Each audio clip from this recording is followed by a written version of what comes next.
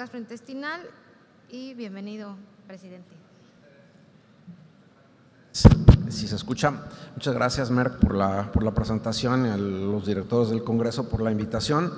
Me han invitado a hablar de manejo de complicaciones de inmunoterapia gastrointestinales, y este es un tema emergente bastante interesante. No tengo ningún conflicto de interés para esta plática, ya que a lo largo de los últimos 10, 15 años la terapia oncológica pues, se ha modificado completamente, ya ha pasado de todos estos tratamientos tradicionales o las armas que tenían los oncólogos con drogas citotóxicas y radioterapia solas o en combinación, hacia terapias médicas que son dirigidas a diferentes mecanismos asociados a oncogénesis. En cierta forma, pues es algo paralelo a lo que ha ocurrido en enfermedad inflamatoria intestinal, donde hay diferentes mecanismos y han empezado a surgir estas moléculas que van dirigidas a diferentes mecanismos. Dentro de estas formas de tratamiento nuevas, la inmunoterapia es una forma de terapia biológica que emplea sustancias que aumentan la capacidad del sistema inmune para combatir tumores, y ha revolucionado sin duda la forma como se tratan las neoplasias, ya que de pronto pueden tener el potencial de curar algunas incluso en estadios avanzados, como el melanoma, por ejemplo.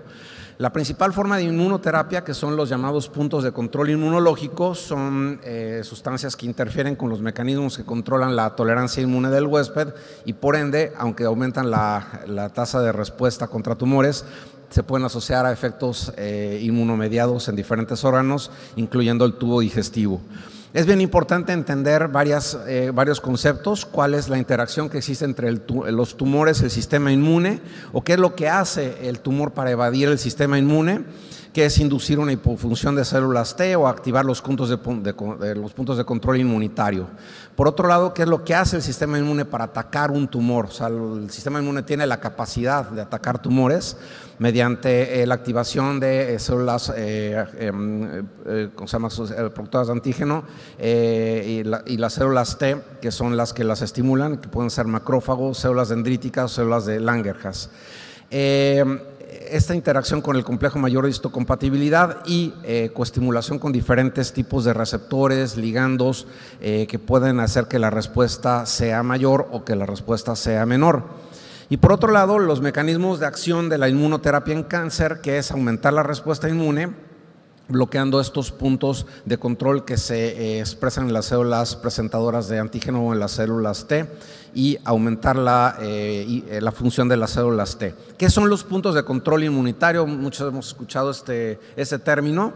Las células presentadoras de antígeno en forma normal activan a las células T, y entre las tantas funciones que tienen las células T se encuentra la muerte celular tumoral. Pero pues obviamente el sistema tiene que llevarse en forma controlada para que no se salga de control y no haya una sobrerespuesta, y esto está a cargo de los llamados puntos de control inmunológico, que son una serie de proteínas que están divididas en dos vías, además del sistema de histocompatibilidad mayor y de las células T, que sirven, como vemos aquí, para controlar el paso de sustancias de un lado hacia otro y mediar que no haya una respuesta descontrolada. ¿Cómo es que actúan estos puntos de control inmunitario? Bueno, a través de un par de vías: la de la proteína asociada a linfocitos citotóxicos o CTLA4 y la proteína D1 o de muerte celular programada. La primera es una proteína transmembrana que se expresa en forma normal en células B, T, I, que puede servir como ligando para algunos receptores como el CD80 y 86.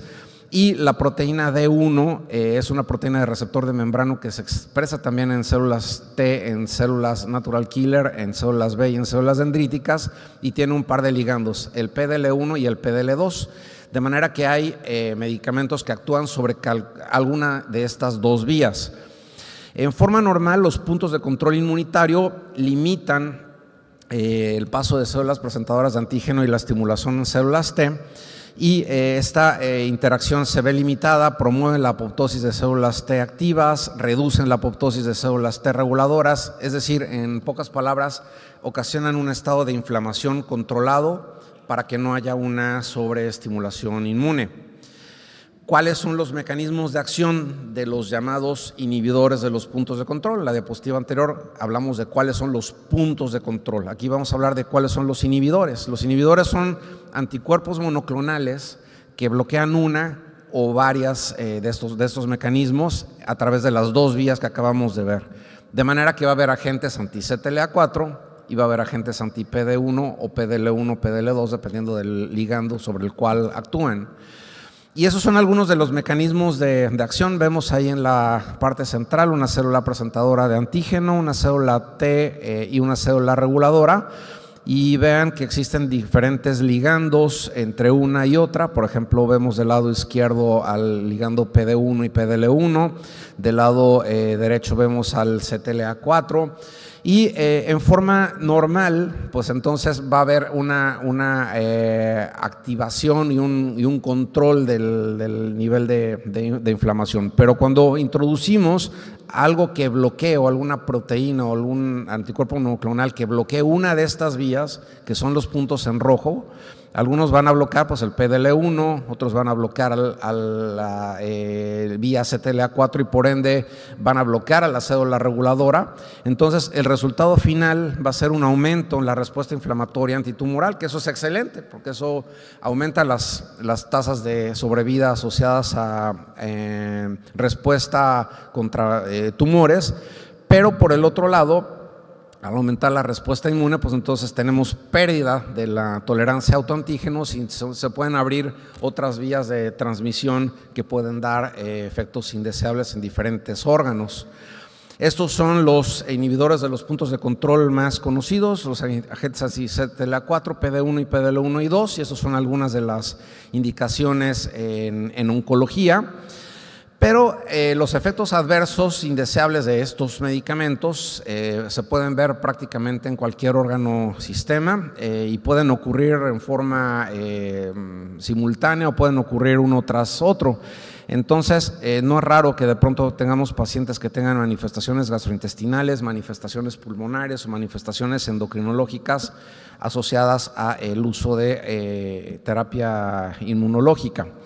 Vamos a centrar en el tubo digestivo. Estos pueden ocurrir en el tubo digestivo alto o bajo. En el tubo digestivo alto, pues los síntomas más comunes van a ser de mucositis oral, dispepsia, duodenitis, y en el tubo digestivo bajo lo más común, y de hecho son mucho más comunes, diarrea crónica, dolor abdominal, hematoquesia, y en algunos casos puede haber manifestaciones más severas como enterocolitis necrosante, pero a grosso modo se presenta como si fuera una enfermedad inflamatoria intestinal. De hecho es muy parecida a la presentación a las enfermedades inflamatorias inmunomediadas.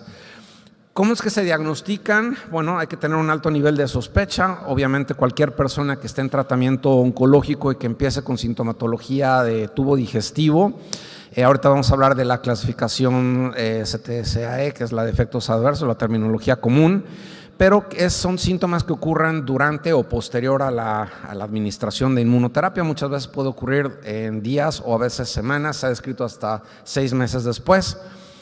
Hay ciertos hallazgos bioquímicos que nos pueden apoyar o sospechar esto. Uno es la calprotectina o la lactoferrina fecales. Evidentemente que se va a elevar la proteína C reactiva ultrasensible y siempre es importante descartar que no haya alguna otra condición oportunista. Sabemos que son pacientes que tienen de por sí las defensas bajas. Puede haber hallazgos radiológicos complementarios, ahorita los vamos a ver, y hallazgos endoscópicos que nos van a ayudar en el diagnóstico diferencial. Ese diagnóstico diferencial son todas estas entidades que pueden ocasionar diarrea y que pueden ocasionar diarrea en pacientes que tienen las defensas alteradas o no, son gérmenes oportunistas y no oportunistas, y se ha descrito que 1 de cada 5 pacientes con una enfermedad oncológica que reciben inmunoterapia, la causa de la diarrea y los síntomas abdominales es una condición infecciosa, pero en 4 de cada 5 no. Los hallazgos radiológicos pueden ayudarnos a emitir una recomendación si empezar un estudio endoscópico alto, un estudio bajo o complementar la evaluación, ya si se han realizado estudios endoscópicos previos. Esta es la sensibilidad y el valor predictivo positivo que tiene la tomografía, la enteroresonancia y el PET scan. Y bueno, a grosso modo, pues lo que podemos observar con estos estudios radiológicos son áreas de engrosamiento que pueden ser focales, segmentarios, que tienen reforzamiento cuando se les aplica el medio de contraste intravenoso. Estos realces pues, nos pueden permitir ver el grado de engrosamiento y captar si hay alguna complicación como fistulizaciones, perforaciones, etcétera. Los hallazgos endoscópicos sigue la misma terminología del puntaje de Mayo para enfermedad inflamatoria intestinal. Aquí tenemos algunos de los ejemplos. Puede haber desde mucosa normal, hallazgos leves no ulcerosos, hallazgos ulcerosos o daño tan severo como el que vemos en las imágenes de abajo a la derecha, donde hay pacientes que tienen franca enterocolitis necrosante y bueno, cuando tomamos biopsias de estas áreas nos reportan apoptosis, que es el hallazgo patognomónico de esta entidad. Pero no es el único. Algunos hallazgos pueden simular otras enfermedades. Podemos ver datos de inflamación aguda y crónica, daño parecido al de la enfermedad de injerto contra huésped. En intestino delgado puede simular diferentes enteritis microscópicas, puede dar hallazgos parecidos a los de la enteritis eosinofílica o incluso parecerse a enfermedad celíaca. Y en daño colónico pueden verse desde datos sugestivos de colitis microscópicas, criptitis neutrofílica, microabscesos de criptas muy parecidos a los de colitis ulcerosa. Pero el diagnóstico patognomónico es un aumento en la actividad apoptótica en al menos 10 criptas consecutivas. Obviamente depende en qué momento se encuentre el paciente de la evaluación. Si el paciente llega en etapas tempranas, probablemente no veamos estos hallazgos en forma inicial. Pero desde el punto de vista clínico es importante usar la terminología de eventos adversos para los tres principales efectos adversos, que son diarrea, colitis, enterocolitis. Y hay esto es una clasificación de acuerdo al grado de gravedad, que va de grado A1 a grado 4. Grado 1 se considera muerte del paciente y que va aumentando el número de evacuaciones, si el paciente presenta datos de abdomen agudo, sangrado en las evacuaciones, etcétera. Y dependiendo de ese grado es la forma como lo vamos a tratar. No todos los pacientes se tratan exactamente igual. Si el paciente tiene una enterocolitis por inmunoterapia que es leve, pues bueno, podemos manejarlo en forma sintomática, con rehidratación oral. Se le pueden dar incluso algunos medicamentos antidiarreicos y se puede continuar la inmunoterapia, que este es un punto a veces que nos mete en conflicto con el oncólogo, pero el oncólogo pues obviamente no quiere suspender el tratamiento oncológico, pero si el paciente tiene más daño o hay que sopesar el riesgo de desarrollar una enfermedad o una manifestación peor, pues entonces sí hay que suspenderla, pero generalmente en grados A1, se puede continuar.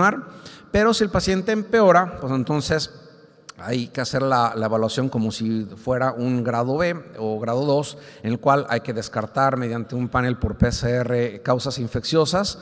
Dependiendo de los síntomas gastrointestinales puede requerir una endoscopía y o una colonoscopía. Aquí es importante decir que puede haber daño simultáneo en tubo digestivo alto o bajo, y el tratamiento es con un esteroide ya sistémico. Aquí usamos prednisona o prednisolona con dosis de reducción a 4 a 6 semanas. Generalmente en grado 2 se usa una dosis baja que es 0.5 a 1 miligramo por kilo de peso y se va bajando la dosis. En grado 3 son pacientes que requieren hospitalización. Aquí sí se requiere suspender la inmunoterapia. Desde luego que las mismas consideraciones que en el grado 2, es decir,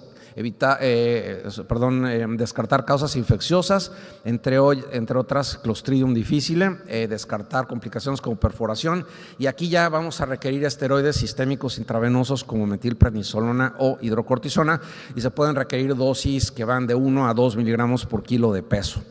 Si el paciente evoluciona, no mejora, el manejo de hecho es muy parecido al de la enfermedad inflamatoria intestinal, se pueden considerar biológicos, infliximab o vedolizumab, o hay algunos estudios por ahí con algunos inmunosupresores como ácido micofenólico, y ya los pacientes que son grado 3 hay que considerar suspensión definitiva de agentes anti-CTLA4, los anti-PD1 y PDL1 se pueden continuar. Y finalmente si es grado 4, pues hay que suspender cualquier forma de inmunoterapia, Y bueno, las dosis altas de metilprednisolona se elevan a 2 miligramos por kilo de peso, y aquí sí se pueden considerar en forma más temprana agentes biológicos, obviamente con todas estas consideraciones de descartar causas infecciosas, hacerle al paciente estudios serológicos para descartar que no tenga CMV, que no tenga tuberculosis, antes de usar el biológico. Ahí se siguen las mismas reglas de la enfermedad inflamatoria intestinal. ¿Cuáles son las tasas de respuesta de acuerdo a medicamento? Bueno, los esteroides sistémicos tienen tasas de respuesta bastante buenas, 60%. Y tienen la ventaja de que se pueden administrar por vía oral, por vía sistémica, que se pueden bajar la dosis. Los agentes de acción local como budesonide o como deflazacort no son útiles a menos que el paciente esté en una fase ya de posterior a remisión y que en las biopsias reporten colitis microscópica, pero si hay daño ulcerativo, el paciente está en fases agudas, no son de utilidad. Los derivados 5-ASA, a pesar de que son muy útiles en la enfermedad inflamatoria intestinal, aquí en esta entidad no son de particular utilidad. Hay resultados conflictivos, hay un estudio por ahí que los compara con colestiramina y el efecto es bastante parecido.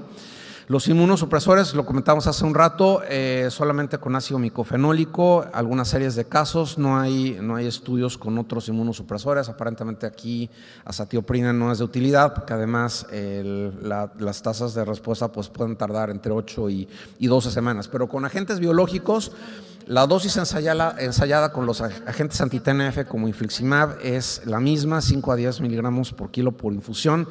Y las tasas de remisión a 2 semanas son muy buenas, 86 a 100%. Aquí, a diferencia de enfermedad inflamatoria intestinal, no es necesario continuar el régimen cada 8 semanas, sino que utilizar únicamente la dosis que meta al paciente en remisión. Con vedolizumab las tasas de respuesta son muy parecidas, cercanas a 90%, misma dosis que en enfermedad inflamatoria intestinal, 300 miligramos intravenoso, y esto nos permite retirar los esteroides en cerca de la mitad de los pacientes. Hay menor evidencia con el uso de otros agentes biológicos o la evidencia apenas empieza a ser emergente. Hay por ahí algo de evidencia de tratamientos combinados de infliximab con algún otro inmunosupresor y de infliximab y o vedolizumab y continuando la inmunoterapia. Obviamente es una línea muy delgada porque por un lado estás disminuyendo la respuesta inmune con el medicamento biológico, pero por el otro lado no quieres inmunosuprimir tanto al paciente porque entonces el oncólogo puede entrar en conflicto con nosotros, ¿no? ¿Cuáles serían los puntos para llevar al consultorio de esta enfermedad emergente? Bueno, la inmunoterapia es una nueva forma de tratamiento oncológico que aumenta la capacidad del organismo para destruir tumores mediante el bloqueo de los frenos naturales de control de inflamación. Este mecanismo de acción aumenta la destrucción tumoral, pero genera un estado de hiperactivación inmunológica y de sobreinflamación, y esto puede inducir inflamación inmunomediada de otros órganos.